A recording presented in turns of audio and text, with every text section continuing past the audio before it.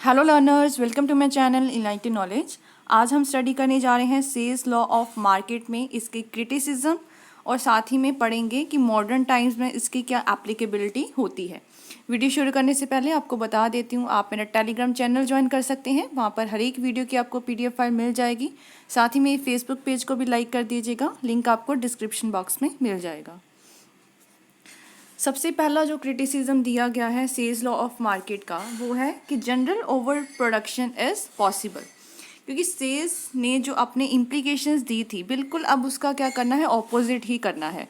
उसने क्या कहा था कि जनरल ओवर प्रोडक्शन इम्पॉसिबल है, कभी भी हद से ज़्यादा हर जगह पे प्रोडक्शन नहीं हो सकती, ओवर प्रोडक्शन नहीं हो सकती। लेकिन ये जो उसकी चीज़ थी वो क्रिटिसाइज़ की गई है और क्या बताया गया है कि जनरल ओवर प्रोडक्शन पॉसिबल हो सकती है। क्रिटिसाइजिंग सेल्स लॉ, केन्स ने क्या बताया, उसने प्रूव किया कि जनरल ओवर प्रोडक्शन पॉसिबल है एक इकोनॉमी में।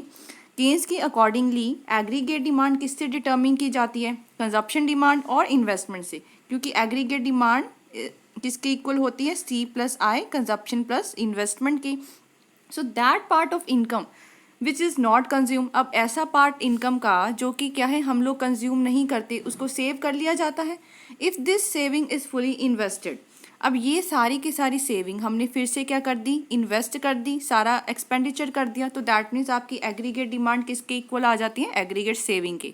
How ever it is not likely, लेकिन हमेशा ऐसा नहीं होता है। बिकॉज दोज हु सेव, अब जिस पर्सन ने देखो सेव किया है एंड दोज हु इन्वेस्ट, और जिसने निवेश किया है आगे, वो क्या होते हैं, अलग अलग पर्सन्स होते हैं। कई लोग तो ऐसे भी हैं जो सेविंग है आगे की, इन्वेस्टमेंट नहीं करते, और कई ऐसे हैं जो क्या है, अलग है पर्सन्स, मतलब वो इन्वेस्ट कर रहे हैं अपने तरीके से। तो इसका मतलब उन्होंने क्या बताया कि those who save and those who invest are the different persons. It may not be possible that investment decision of those who invest and the saving decision of those who save should be identical. अब ज़रूरी तो नहीं कि जो लोग save कर रहे हैं उनके डिसीजंस और जो लोग इन्वेस्ट कर रहे हैं उनके डिसीजन दोनों ही सेम हो, तो पॉसिबल ही नहीं है। If a planned saving is greater than the planned investment, अब हमने जो सेविंग करके रखी है वो ज़्यादा हो जाती है इन्वेस्टमेंट से, तो डैट मीन्स वहाँ पे ओवर प्रोडक्शन क्या है, पॉसिबल है। क्योंकि हम लोग इन्वेस्ट नहीं करवा रहे ना, तो चीज़ें हमारे पास स्टॉक पड़ा हुआ है, प्रोडक्टिविटी पड़ी हुई है, तो इसीलिए ओवर प्रोडक्शन पॉसिबल है। ग्रेट डिप्रेशन जो था 1929 से 30, उसने प्रूव किया बियॉन्ड डाउट कि that capitalist economies general over production क्या है, पॉसिबल हो सकती है, हर जगह पे ओवर प्रोडक्शन पॉसिबल हो सकती है। लेकिन सेल्स ने कहा था इम्पॉसिबल है। तो पहला तो क्रिटिसिज्म ये हो गया। Second is general unemployment is also possible, कि उसने सेल्स ने इम्प्लीकेशंस में ये भी बताया कि जनरल क्या है, अनएम्प्लॉयमेंट ये पॉसिबल नहीं हो सकती, दैट इज़ इम्पॉसिबल। लेकिन केन्स ने फिर से उसको क्रिटिसाइज किया, इम्प्लीकेशन जो सेल्स लॉ का था कि general over production is not possible, ये क्रिटिसाइज किया केन्स ने। According to Keynes general unemployment क्या है, पॉसिबल हो सकती है। केन्स ने क्रिटिसाइज किया classical argument that if there is general unemployment, अगर यहाँ पे क्या है, जनरल अनएम्प्लॉयमेंट पाई जाती है इकोनॉमी में, तो क्या किया जाता है। क्योंकि क्लासिकल्स ने बताया था ना कि अगर अनएम्प्लॉयमेंट पाई जाए तो क्या होगा, वेजेस को हम लोग क्या कर देंगे, कम कर देंगे, जिससे लेबर की डिमांड बढ़ जाएगी और दोबारा से हम लोग कहाँ पहुँच जाएंगे, फुल एम्प्लॉयमेंट पे। लेकिन केन्स के अकॉर्डिंग अगर आपने वेजेस कट कर दी, उसका वो क्या है, धोधारी तलवार है ना, डबल एज स्वॉर्ड है।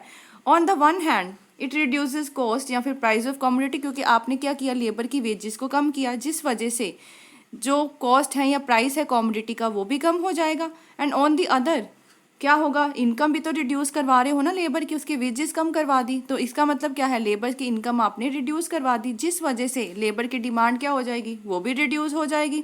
फॉल इन इफेक्टिव डिमांड, अब डिमांड में फॉल आ गया, उसका मतलब क्या है, प्रोडक्टिविटी में भी फॉल आ जाएगा और एम्प्लॉयमेंट में भी फॉल आ जाएगा। तो ये केन्स के अकॉर्डिंग डबल एज स्वॉर्ड है। अगर हम किसी की वेजेस को कट डाउन करते हैं, लेकिन उससे क्या है, इनकम भी तो लेबर की कट डाउन हो रही है। Thus instead of removing unemployment wage cut में एक्चुअली एग्रीगेट अनएम्प्लॉयमेंट सिचुएशन, वो कहते हैं कि फुल एम्प्लॉयमेंट नहीं लेके आएगा आपका वेज कट, लेकिन ये क्या है, और भी बेरोजगारी लेके आ सकता है। तो सेल्स का ये कहना कि वेज रेट को कम करके हम लोग दोबारा से फुल एम्प्लॉयमेंट पे पहुंच जाएंगे, ये भी पॉसिबल नहीं है। थर्ड पढ़ते हैं, lack of automatic adjustment, Keynes disagree था सेल्स लॉ से कि इकोनॉमिक पैरामीटर्स अपने आप ही ऑटोमेटिकली एडजस्ट हो जाते हैं इकोनॉमी में. There is automatically adjustment only when demand and saving adjust themselves, और सेविंग आपकी पूरी की पूरी क्या हो जाए, इन्वेस्ट हो जाए. लेकिन नेसेसिटी नहीं है that change in price level will invariably lead to change in demand and supply. ज़रूरी नहीं कि आप लोग प्राइस को चेंज करते हैं इससे डिमांड एंड सप्लाई में बहुत ज़्यादा चेंजेस आने को मिल जाए. ड्यूरिंग द ग्रेट डिप्रेशन 1929 से 30 में prices did fall yet there was no increase in demand. यदि प्राइजेस भले ही कम हुए लेकिन तब उसने केन्स ने क्या देखा कि डिमांड में कोई फ़र्क ही नहीं पड़ा, इंक्रीज ही नहीं हुआ डिमांड. तो इसका मतलब डिमांड सप्लाई के इक्वल आ ही नहीं पाई. Similarly it is not necessary that whatever is saved out of current income must be invested. अब ये ज़रूरी भी नहीं है कि जो आपने सेव करके रखा वो हमेशा ही आप लोग इन्वेस्ट करोगे, बिकॉज इन्वेस्टमेंट अपॉर्चुनिटीज़ क्या होती हैं, लिमिटेड होती हैं. So it is difficult to save with certainty that saving always take the form of investment. तो ज़रूरी नहीं जो आपने बचत करके रखी है वो हमेशा ही इन्वेस्टमेंट की शक्ल लेगी, मतलब इसकी फॉर्म लेगी. It is possible that a person may like to spend his saving in increasing his wealth. अब ये पॉसिबल हो सकता है कि जो एक इंसान है वो अपनी सेविंग को यूज़ कर सकता है अपनी वेल्थ को इंक्रीज़ करने के लिए या वैसे ही सेव करके रखने के लिए एक लिक्विड फॉर्म में. हैंस इम्प्लीकेशन जो सेल्स लॉ का था कि अपने आप सब कुछ एडजस्ट हो जाता है वो भी क्या है, गलत है. Fourth is sales law is not logical. जो सेल्स लॉ है लॉजिकली इनकरेक्ट है. इसका लॉजिक क्या था, that aggregate demand will always be so much as to buy all the goods and service. मतलब ये कहता क्या था कि एग्रीगेट डिमांड आपकी हमेशा एग्रीगेट सप्लाई के इक्वल ही रहेगी, कि हमेशा आप लोग क्या है जो भी लोग डिमांड कर रहे हैं जो भी उसको क्या है सप्लाई के इक्वल हो जाएंगे, बाय कर लेंगे सारी की सारी गुड्स एंड सर्विसेज को. लेकिन ये गलत है. केन्स ने क्या कहा कि एग्रीगेट डिमांड को दो भागों में बांटा जाता है, एक तो कंजप्शन डिमांड, एक इन्वेस्टमेंट डिमांड, और both these parts of total demand depend on different factors. अब ये भी जो दोनों के दोनों फैक्टर्स हैं कंजप्शन और इन्वेस्टमेंट अलग अलग फैक्टर्स पे डिपेंड करते हैं. कंजप्शन डिमांड किस पे डिपेंड करता है, इनकम, एक तो इंडिविजुअल की इनकम, एक साइकोलॉजिकल फैक्टर्स पे. और इन्वेस्टमेंट डिमांड किस पे डिपेंड करता है, रेट ऑफ इंटरेस्ट पे एंड एमईसी पे, मतलब मार्जिनल एफिशिएंसी ऑफ कैपिटल पे. इसका मतलब नेसेसरी नहीं है that when income increase then consumption and investment should also increase, क्योंकि इनकम ही नहीं बल्कि कंजप्शन इन्वेस्टमेंट आपके बाकी सारे फैक्टर्स पर भी डिपेंड करता है. रियलिटी में जो आपकी इंक्रीज आती है इनकम में is followed by less than proportionate increase in the consumption expenditure. जो आपने केन्स ने आपका ना कंजप्शन फंक्शन भी दिया था ना, तो उसने यही बताया था कि आपका प्रोपोर्शनेट इंक्रीज़ नहीं आता, कि आपकी इनकम बढ़ रही है इसका मतलब ये नहीं आपकी कंजप्शन भी उसी वे में आगे बढ़े, उसी प्रोपोर्शन में आगे बढ़े. हमेशा क्या होता है आपकी इनकम ज़्यादा बढ़ रही होती है लेकिन उससे कंजप्शन थोड़ी सी आप लोग कम करते हो, तो प्रोपोर्शनेट इंक्रीज़ नहीं आता आपकी कंजप्शन एंड इनकम में. तो ये केन्स ने इस वजह से उसको क्रिटिसाइज़ किया है और ये बताया है कि सेल्स लॉ आपका लॉजिकल नहीं है. Equilibrium between saving and investment. Keynes ने ये भी चैलेंज किया कि क्लासिकल की असर्शन को कि सेविंग हमेशा किसके इक्वल आ जाती है, इन्वेस्टमेंट के इक्वल आ जाती है, एंड दैट एनी डिसइक्विलिब्रियम, अगर इनमें कोई डिसइक्विलिब्रियम पाया जाता है ऑटोमेटिकली किससे रिमूव हो जाता है, इंटरेस्ट रेट को बढ़ा घटा के. तो अकॉर्डिंग टू केन्स ये नेसेसरी नहीं है कि सेविंग एंड इन्वेस्टमेंट डिसीजन भी सेम हो, क्योंकि हमने पढ़ ही लिया जो बंदा सेव कर रहा है और जो इन्वेस्ट कर रहा है वो दोनों डिफरेंट पर्सन्स होते हैं. केन्स का ओपिनियन क्या था कि इक्विलिब्रियम है जो सेविंग और इन्वेस्टमेंट में, ये अकेला रेट ऑफ इंटरेस्ट से ही आप लोग क्या है लेके नहीं आ सकते. क्यों, क्योंकि ये इनकम पे भी तो डिपेंड करता है, but by the change in level of income को हम लोग इंक्रीज डिक्रीज करवा के इक्विलिब्रियम पर पहुंच सकते हैं, ना कि रेट ऑफ इंटरेस्ट के साथ. Thus it is not necessary that planned saving should always be equal to the planned investment. इसलिए हम कह सकते हैं कि ज़रूरी नहीं कि जो आपने सेव करके रखा, प्लानिंग करके जो सेविंग की थी वो हमेशा आपके प्लान्ड इन्वेस्टमेंट के इक्वल हो जाए. Though ex post saving are always equal to ex post investment. तो मतलब आपकी जो एक्सपोज सेविंग थी वही हमने कहा है कि एक्चुअल जो सेविंग थी वो हमेशा किसके इक्वल आ जाए, इन्वेस्टमेंट के. ये ज़रूरी नहीं होता. If planned savings are not equal to planned investment, अगर आपकी जो सेविंग है वो नॉट इक्वल है आपकी इन्वेस्टमेंट से, तो एग्रीगेट डिमांड क्या हो जाएगा, will not equal to your aggregate supply. यही चीज़ देखने को मिलेगी. इसका मतलब आपने इक्विलिब्रियम लेवल तक आप पहुंच ही नहीं पाए. Next thing is money is not merely a medium of exchange. सेल्स लॉ क्या कहता था कि मनी सिर्फ और सिर्फ एक मीडियम ऑफ एक्सचेंज के ज़रिए ही आप लोग उसको अप्लाई करोगे, बाकी मनी के कोई फंक्शंस नहीं है. It has no effect on economic activities. एक वेल है that helps in exchange of goods, but लेकिन केन्स और बाकी सारे इकोनॉमिस्ट इससे भी एग्री नहीं थे। उनके अकॉर्डिंग जो मनी है वो अकेला मीडियम ऑफ एक्सचेंज ही सर्व नहीं करता बल्कि स्टोर ऑफ वैल्यू भी है। हम क्या है, वेल्थ को स्टोर करके रखते हैं, मनी को स्टोर करके रखते हैं। Everybody stored wealth in the form of money.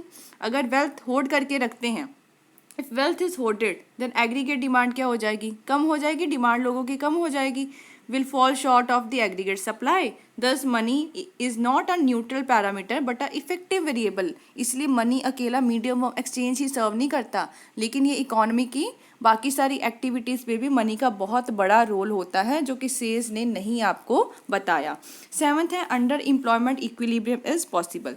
Says law hold करता है that equilibrium is possible under full employment, क्योंकि सेज ने हमेशा क्या माना कि इकोनॉमी में फुल एम्प्लॉयमेंट होगा, लेकिन केन्स ने क्या कहा कि आपका equilibrium less than full employment पे भी पाया जा सकता है। As a matter of fact unemployment equilibrium is a real situation. Under employment, under का मतलब वही होता है कि जब आपके पास लेस देन फुल एम्प्लॉयमेंट भी हो तब भी इक्विलिब्रियम पाया जा सकता है, और वही आपकी रियल सिचुएशन होती है इकोनॉमी की। Need for the state interference, Keynes demolishes that, मतलब केन्स ने आपको क्या किया, डिस्ट्रॉय किया एक तरह का, कि जो प्रिंसिपल इम्प्लीकेशन थी ना सेज लॉ की, कि कोई भी स्टेट इंटरवेंशन नहीं होगी, हमेशा लेज़र फेयर पॉलिसी को अडॉप्ट किया जाएगा। लेकिन केन्स के अकॉर्डिंग क्या है कि poverty unemployment are the outcome of social and economic evils, कि जो आपकी पॉवर्टी है, गरीबी है, बेरोजगारी है, वो किसी ना किसी सोशल इविल्स या फिर इकोनॉमिक इविल्स की वजह से आती है। On one hand there is plenty of wealth, एक जगह पे तो बहुत ज़्यादा वेल्थ पाई जाती है, on the other hand there is abject poverty, मतलब बहुत टेरिबल पॉवर्टी देखने को मिलती है।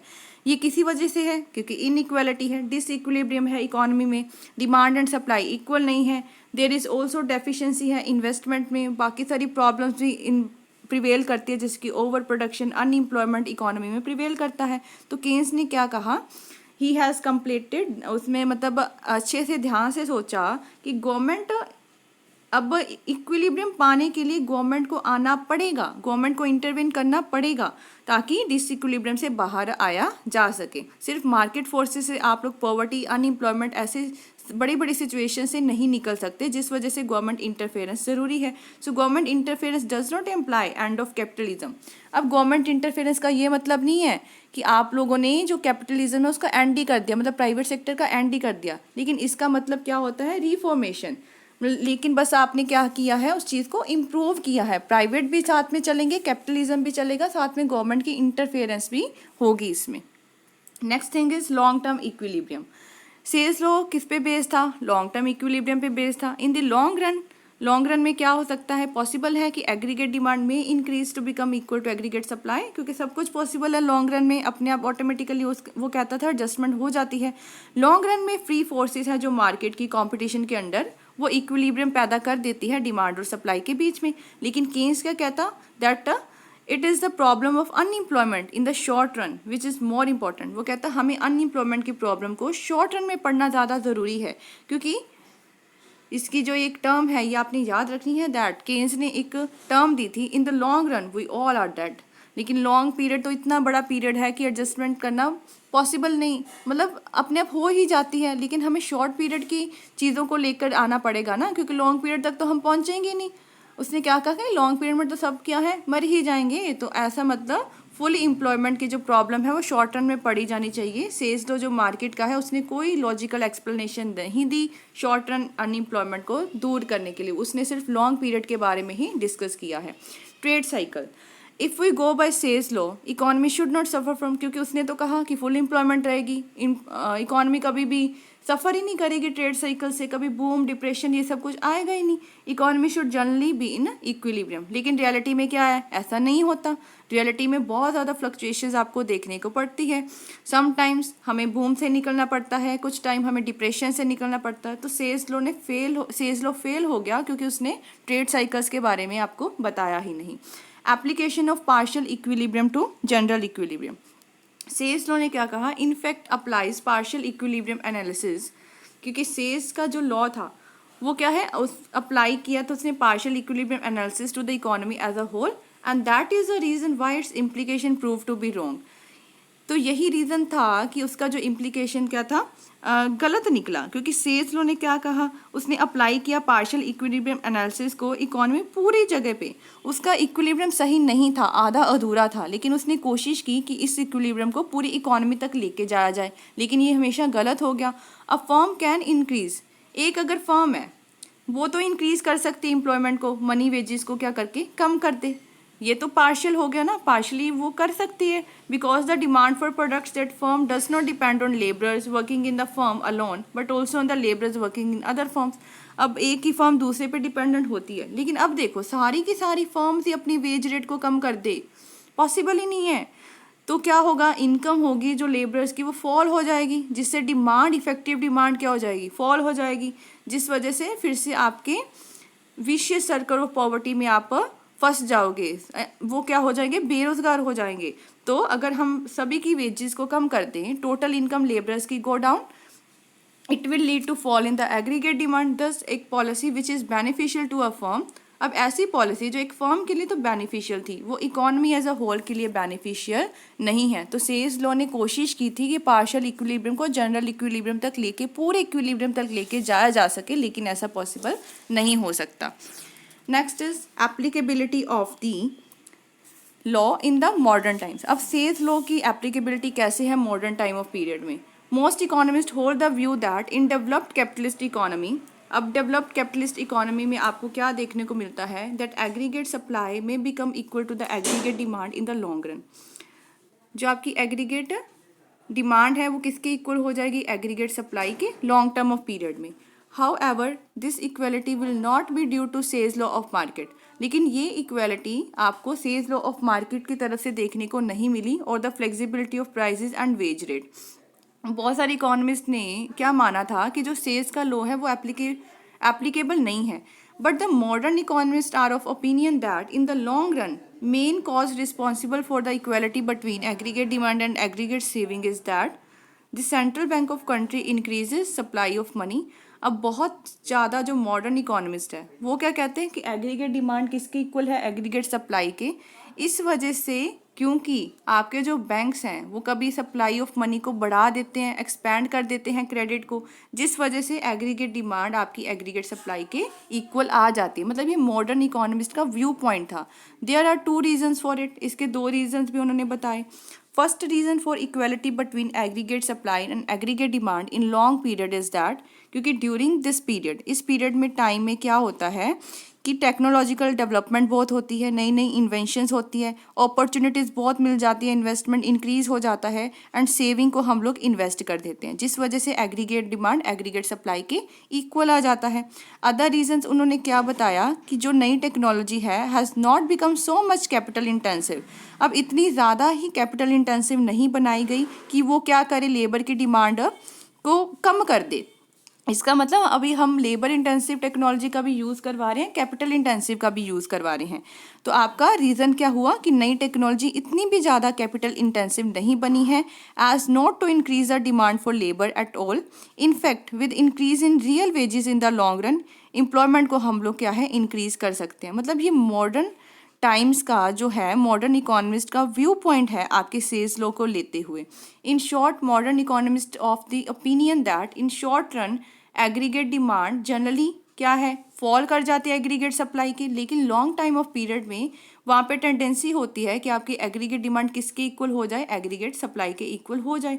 दस सेल्स law of market just reflects long term tendencies of the equilibrium. तो मॉडर्न इकोनॉमिस्ट ने क्या बताया कि सेल्स लॉ ने सिर्फ और सिर्फ आपको लॉन्ग टर्म टेंडेंसीज इक्विलिब्रियम की बताई है, ना कि शॉर्ट पीरियड के बारे में। और साथ ही में मॉडर्न इकोनॉमिस्ट का व्यू थोड़ा अलग था, वो कहते थे कि एग्रीगेट डिमांड एग्रीगेट सप्लाई के इक्वल का मेन कॉज क्या है, जो सेंट्रल बैंक है आपकी कंट्री का, वो सप्लाई क्या है बढ़ा सकता है मनी की, जिससे क्रेडिट एक्सपैंड होगा, जिससे दोबारा से एग्रीगेट डिमांड आपके इक्वल आ जाएगी एग्रीगेट सप्लाई की। और ये भी बताया गया कि जो नई टेक्नोलॉजी है वो इतनी ज़्यादा भी कैपिटल इंटेंसिव नहीं हो गई है जिससे डिमांड लेबर की बढ़ाई जा सके। तो हम लोग क्या करेंगे, उनकी रियल वेजेस को बढ़ाया जाएगा, जिस वजह से उनकी एम्प्लॉयमेंट अपॉर्चुनिटीज और भी ज़्यादा इंक्रीज होगी। तो ये व्यू पॉइंट था आपके मॉडर्न टाइम्स ऑफ सेल्स लॉ का। कि एप्लीकेबल कैसे है। आई होप आपको क्लियर हो गया होगा। अगर वीडियो हेल्पफुल लगी हो इस चैनल को ज़रूर सब्सक्राइब कीजिए, like share and comment and press the bell icon, ताकि हर वीडियो की नोटिफिकेशन आपको टाइम टू टाइम मिलती रहे। Thank you.